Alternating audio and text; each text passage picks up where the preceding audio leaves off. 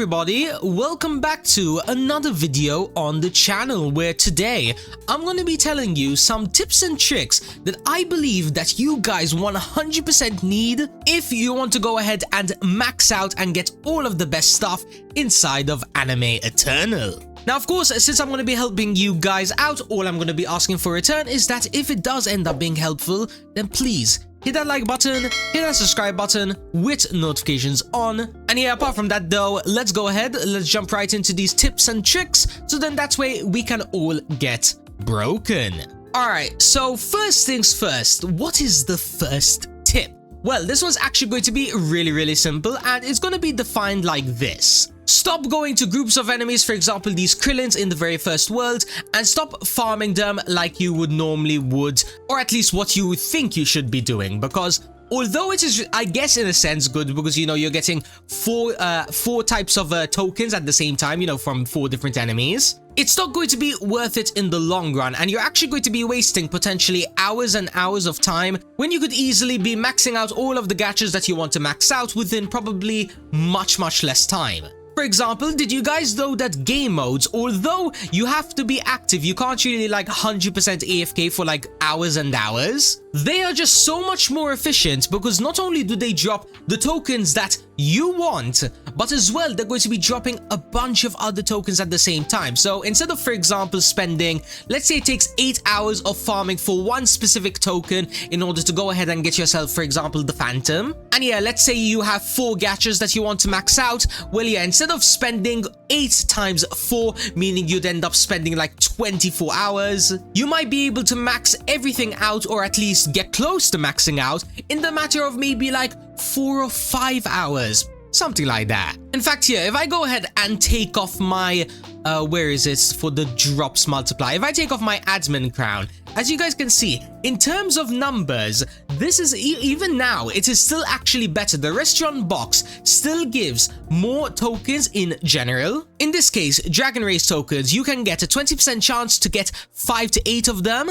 whilst in the Earthling City, it's a 10% chance you can only get 1 to 5 of them, and as well, not only that, you're limited to 4 of them. And what I mean by that, just in case some of you guys are confused, is that if we go ahead and jump into the restaurant trade, for example, as you guys can see, there are actually 5 different enemies that you can go ahead and grind on. Now, obviously, in this case, you can't exactly AFK it, or at least, you know, not until you max out all of your ranges inside of the dungeon lobby, and as well inside of the Leaf Village. You know, here's attack range 2, and yeah, basically at the start of the grind, you are going to be having to actively, you know, move around just like this. But when you go ahead and max out all of those ranges, then you'd be able to sit here and vibe. And yeah, just have a look at all of this. Keep in mind, by the way, all of this is without any drops potion. And if I'm not mistaken, I don't even have my drops aura on. So if I were to put on this, right, and as well pop up my damage potion, have a look at this. Look how many tokens we're going to be getting now. Probably I'd be able to get maybe,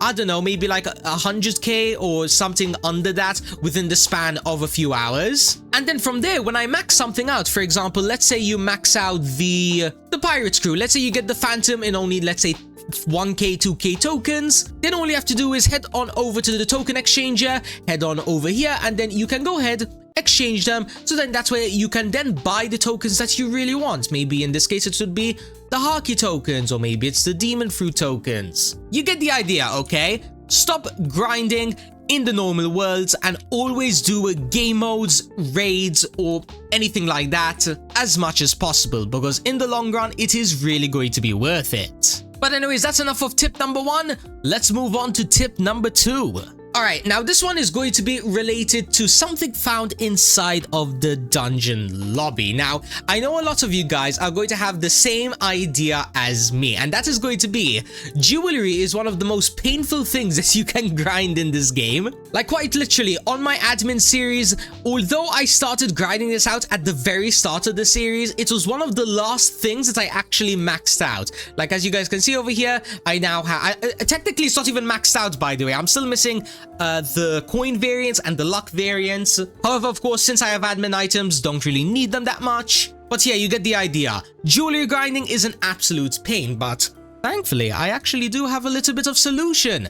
And this is going to be the Leaf Raid. here's how it works. So in case you guys didn't already know, probably a lot of the new players didn't know, the Leaf Raid actually has a chance of dropping bronze parts boxes and as well silver parts boxes. In other words, what that means is that if you are strong enough to like farm maybe hundreds and hundreds of waves inside of the Leaf Raid, you will be able to get around maybe, I get like 1,000 in 1,500 waves, right? I get around like 80, 90, maybe 100 boxes if I'm really lucky. And that is going to be in each type, by the way. So let's say 80 in silver parts and 80 in bronze parts. So yeah, feel free to do the calculations. If I get around that in 1,500 waves, do it and like divide and whatnot for your amount. But yeah, when you go ahead and get a bunch of these boxes, you are going to be getting so much that it's going to be turning like the easy dungeon and the medium dungeon into basically nothing, because you're just going to be getting so many, to the point where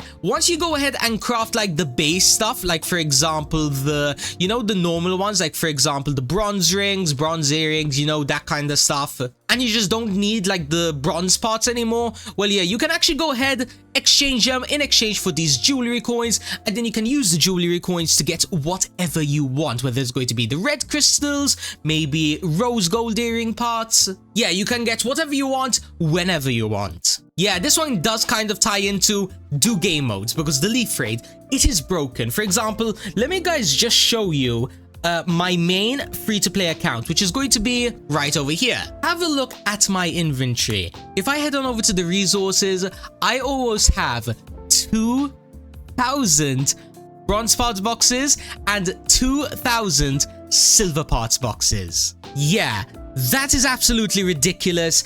I'm probably going to be able to max out my jewelry in the next video, or at least I'm hoping to max it out, because there are some rumors that apparently phantom jewelry is coming in the next update. So yeah, maybe I might need to do a little bit more grinding. But yeah, you guys kind of get the idea, right? Leaf Raid, do it as much as possible. It should always take priority over any type of dungeon. However, do keep in mind, that doesn't mean you never do the dungeons, because in case you guys already forgot, there are actually achievements for, completing certain dungeons. For example, if you complete the medium dungeon 100 times, you can get credits, 5% energy, 5% damage, and then all of that times 2. So yeah, do the dungeons that you can do, but if the Leaf Raid does open up, go inside of it and make sure you stay in it as long as possible. And also, don't bother putting on a drop aura or a drops potion. Drops does not affect these boxes at all. The only reason you'd want to put it on is if you're grinding, for example, the tokens. For example, if I just open this up, maybe you want the Haki tokens from here, or the chakra tokens. Basically, that's the only thing that the drops potion and drops aura is going to be affecting. So don't expect to be getting like double bronze part or silver parts boxes. But yeah, that is tip number 2 basically done. Let's move on to tips and tricks number 3. Now this one, once again, just like how the first and second kind of tied together, this one is also going to be tying to the second one, and that is going to be what jewelry you should craft first. Now, I made the very bad mistake of maxing out the energy rings and, jewelry first. No, don't do that. Now, let me explain why, because I know a lot of you guys are going to be saying, wait, getting the best energy jewelry, isn't that like the best thing you can do? Well, have a look at this, right? In case you guys didn't already know, right?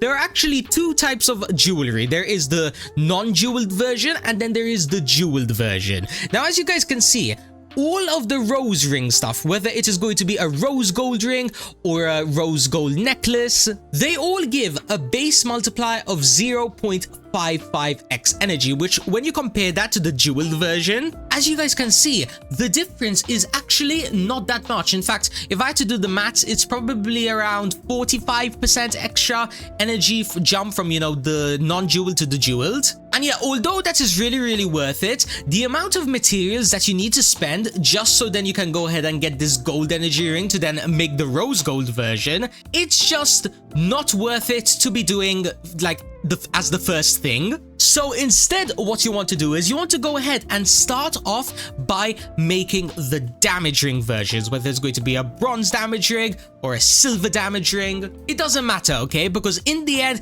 it is going to be providing more short-term value. Like literally, I can't lie to you guys, when I was doing this admin series without the damaged jewelry, I was barely damaging like, you know, the mobs or monsters, whatever you want to call it, in the final 2 worlds. Then when I went ahead and I managed to get, you know, all of these damage rings, even at the gold versions, it allowed me to do so much more damage. I'm not kidding. Getting these as soon as possible is definitely really good. So if I were you, what I would do is I would at least go for the gold damage versions of every single jewelry, or at least, you know, the damage versions, and then if needs be, from there go for the rose gold energy stuff, okay? Because trust me, if you start off with the energy related stuff at like the first thing, it's probably going to be many hours before you actually start getting, you know, the stuff that's going to be changing the base multiplier that I showcased before. You might as well just use the rose gold ring that is non-jeweled. It's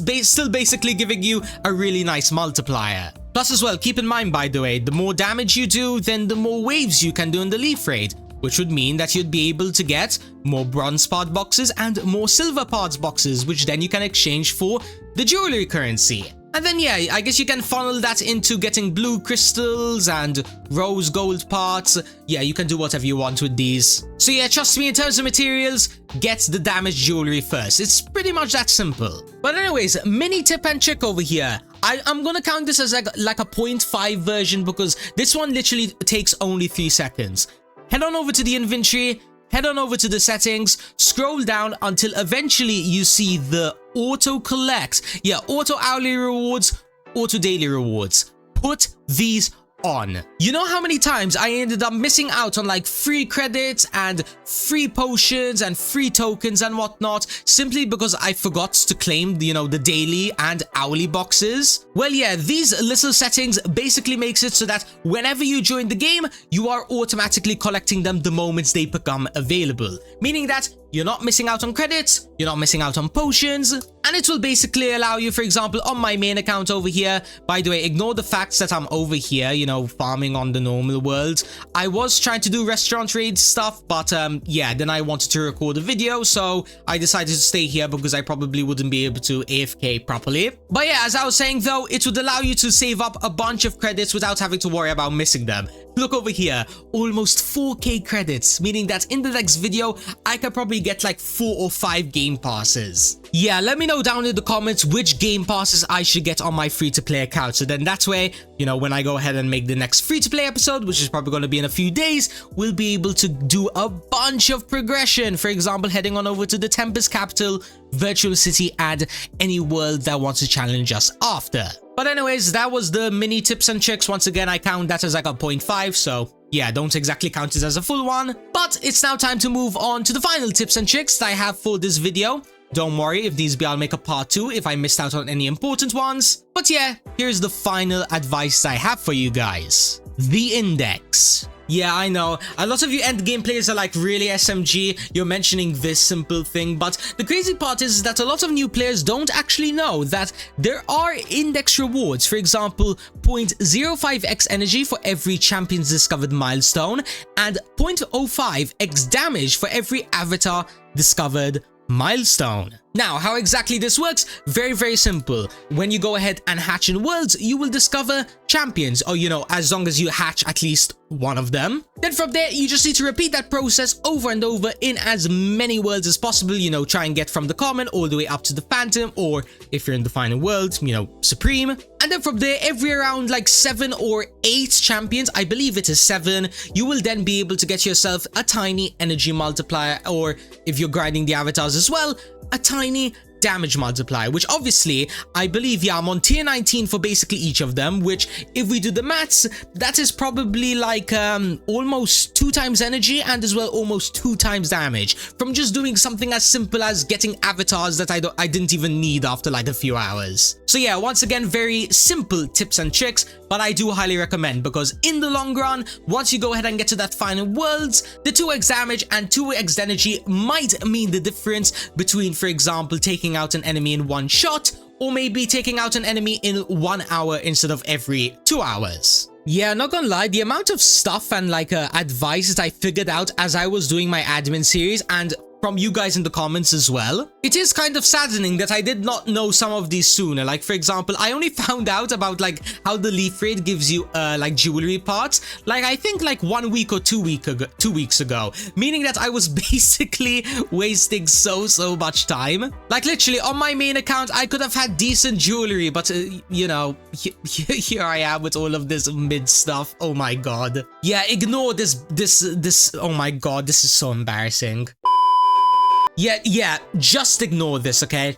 In the next video, I am going to be fixing up my jewelry. I know how mid it looks. But hey, this is why sometimes you need to restart playing the game on a different account, so then that way you can see what you did wrong in your first playthrough. Or I don't know, maybe read my comments, because I guess the tips and tricks that people would be saying to me can also technically apply to you. So you can kind of like steal tips and tricks, if that makes sense. Yeah, have a look at this, for example. I'm at like what, Skyju base, right? And as you guys can see, although I'm still only most of the time missing just like the phantom and stuff, there are still some worlds where I'm missing basically every single pet. And as I've already told you guys, it adds up. Please max out the index as much as possible and follow all of the rest of the tips and tricks whilst you're at it, so then that's where you can get OP.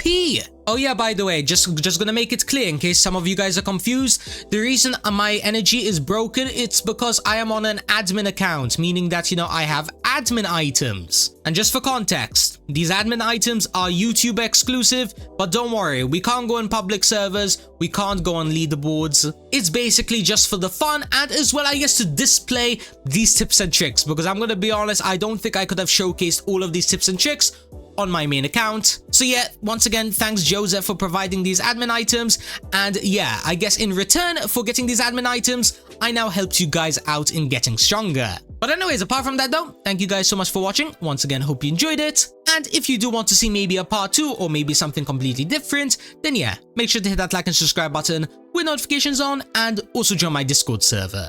It's gonna be linked in the description. And yeah, apart from that though, that pretty much wraps up everything, and I'll catch you all in the next one. Peace out, everybody.